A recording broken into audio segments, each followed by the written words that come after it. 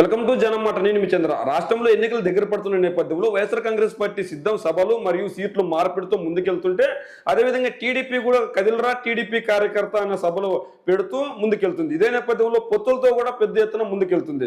మరి ముస్లింలకు పెద్దపీట వేస్తాం, ముస్లింలకి జగన్మోహన్ రెడ్డి గారు అన్యాయం చేస్తున్నారంటూ టీడీపీ పార్టీ చెప్తూనే ఉంది, చేస్తూనే ఉన్నారు. అయితే ఇందులో వాస్తవం ఎంత, జగన్మోహన్ రెడ్డి గారు చేసింది అన్యాయం ఎంత, మరి టీడీపీ న్యాయం చేసింది ఏంటి? టీడీపీ బీజేపీ జనసేన ఇప్పటికే పొత్తుతో ముందుకెళ్తుంది. టీడీపీ జనసేన బీజేపీ పొత్తుతో ముందుకెళ్తున్నప్పుడు దాదాపు 118 సీట్లు అభ్యర్థులను ఖరారు చేశారు.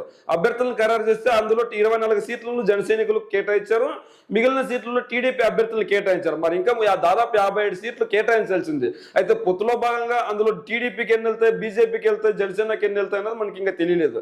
అయితే బీజేపీ ఇంకా ఇప్పటి వరకు ఒక్క సీటు కూడా ప్రకటించకపోవడంతో ఎక్కువ స్థానాలు బీజేపీకి కేటాయించే అవకాశం ఉంది.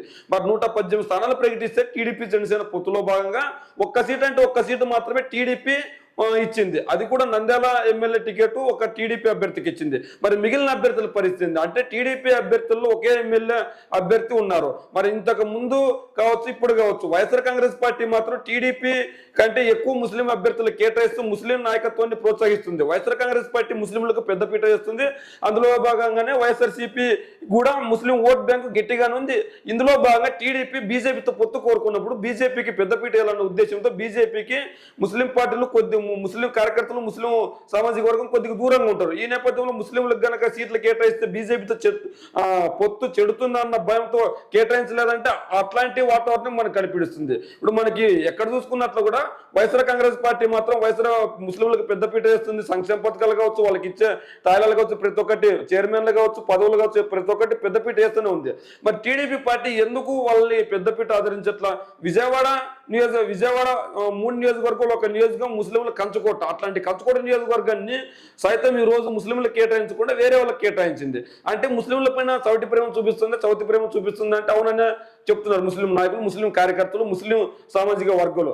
మా వైఎస్ఆర్ కాంగ్రెస్ పార్టీ అధికారంలోకి వచ్చిన తర్వాత ముస్లింలకు ఇవ్వాల్సిన రంజాన్ తోఫా కావచ్చు, లేదంటే షాదీ ముబారక్ కావచ్చు, కొన్ని సంక్షేమ పథకాలని క్యాన్సిల్ చేసింది, ముస్లింలకు అన్యాయం చేసిందని టీడీపీ పార్టీ చెప్తుంది. మేము వైఎస్ఆర్ కాంగ్రెస్ పార్టీ వర్షన్ ఏంటంటే, మేము అరకొర సంక్షేమ పథకాలు, చిన్న సంక్షేమ పథకాలు క్యాన్సిల్ చేసినప్పటికీ వాళ్ళకి పెద్దపీట వేస్తూనే ఉన్నాం. అన్ని మార్గాలను అభివృద్ధి చేయడానికి మేము చిత్తశుద్ధితో ఉన్న ముస్లింల పట్ల వైఎస్ఆర్ కాంగ్రెస్ పార్టీ చెప్తుంది. మరి అందులో భాగంగానే ముస్లింలకు కూడా పెద్ద ఎత్తున సీట్లు కేటాయించిన దాఖలాలు ఉండే. అదేవిధంగా పదవుల్లో కూడా ముస్లింలకు పెద్దపీట వేశారు. మరి టీడీపీ విషయానికి వస్తే పదవులు కేటాయించలేదు, కనీసం సీట్లు ఇస్తారంటే సీట్లు కూడా కేటాయించట్లేదు.